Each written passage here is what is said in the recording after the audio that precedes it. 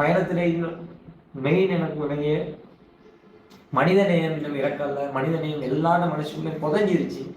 அந்த புதஞ்சிருச்சு அதை வெளியில கொண்டாந்துரேனும்.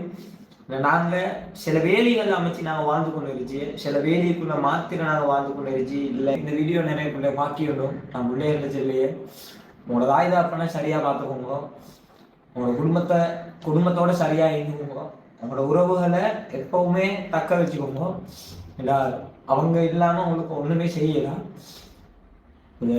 எனக்கு இந்த முழு இலங்கை பல லட்சக்கணக்கான உறவுகள் என்னோட இருச்சு. அல்ஹம்துலில்லாஹ். நான் பதிலளித்து செய்யணும்னு சொல்லி எனக்கு தெரியா. என்னால் முடிஞ்ச அளவுல நான் உங்களோட சந்தோஷம் கொடுத்த பார்க்கேன். நான் பிள்ளைகள் சொல்லி எனக்கு நிறைய பிள்ளைக என்ன பெரிய ஒரு ரோலா பார்த்து இருந்துச்சு.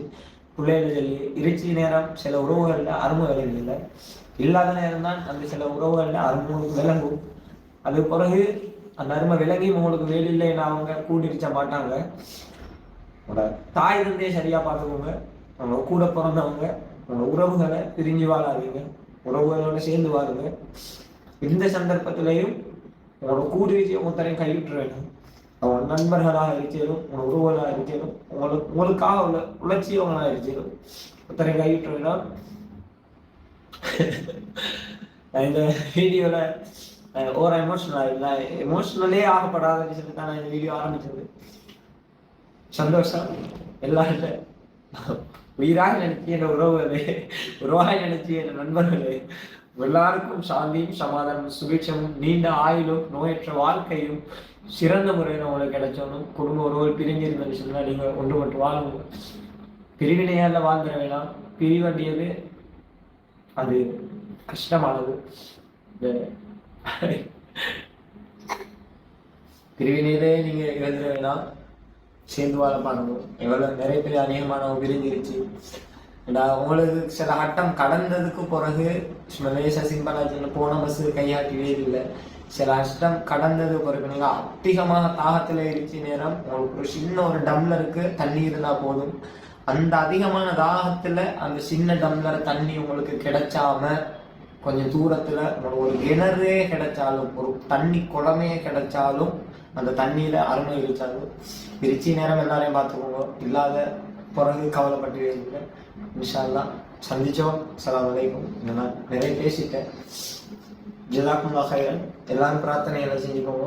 இனிமே நீங்க சின்ன ஒரு ரிக்வஸ்ட் நான் எடுத்து வெயிட் போடாம என்னோட உடம்ப நான் இப்பவும் எனக்கு நடந்து வேகமா போய்த்து என்னை டாக்கா டச் பண்ணணும். நான் இத்தனை நாளைக்குள்ள போய் தெரிய எனக்கு வெறி கொண்டு நான் அப்படி போயிடும்.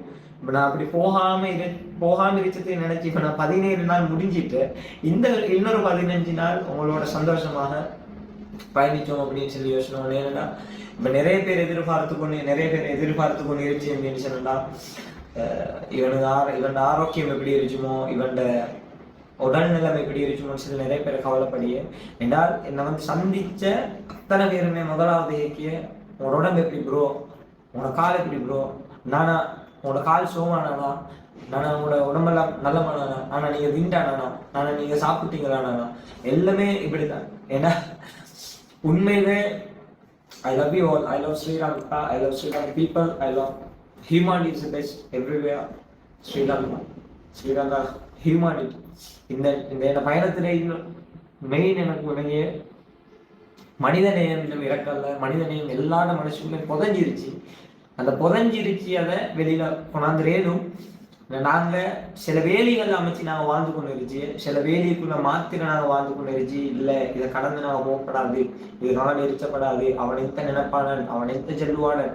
நான் இந்த இடத்துல நான் உதாரணத்துக்கு சொல்லி ஒரு நான் ஒரு ஆண்குள்ள யங்ஸ் பொடியை நம்பி இருந்தாரு. நான் சொல்லி ஒரு 25 வயசுல இருந்துச்சு. நான் ஒரு பொடியை நான் எந்த ரெஸ்பெக்டை விட்டுட்டு, நான் ஏண்ட ஈகோவை விட்டுட்டு நான் இன்னொருத்தன் இடத்துல போயிட்டு நான் அவனோட செல்ஃபி அடிக்கி அவனோட பேசி அவனுக்காக நான் சப்போர்ட் கொடுக்கணும்னு மனுஷனா எந்த அளவு ஈகோ இல்லாத ஒருத்தனால முடியும்னு சொல்லி பாருங்க. நீங்க ஒவ்வொருத்தரும் நீங்க லைக் போடிய உங்களோட ஒவ்வொருத்தரும் நீங்க போடி லைக்ல ஒரே ஒரு விஷயம் என்ன சொல்லு, நீ ஒருத்தரை ஃபாலோ பண்ணியிருந்தாலும், ஒருத்தரோட லைக் பண்ணி, ஒருத்தருக்கு லைக் பண்ணி, ஒருத்தர் கமெண்ட் பண்ணி இருந்தாலும் லேசில நடக்கல.